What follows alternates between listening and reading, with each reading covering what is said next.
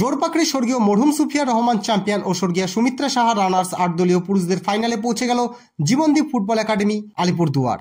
আজ অর্থাৎ সোমবার জোরপাকড়ি ফুটবল ময়দানে দ্বিতীয় সেমিফাইনাল খেলায় পরস্পর মুখোমুখি হয় প্লেয়ার্স ইউনিট ধূপগুড়ি ও জীবনদীপ ফুটবল একাডেমি আলিপুরদুয়ার।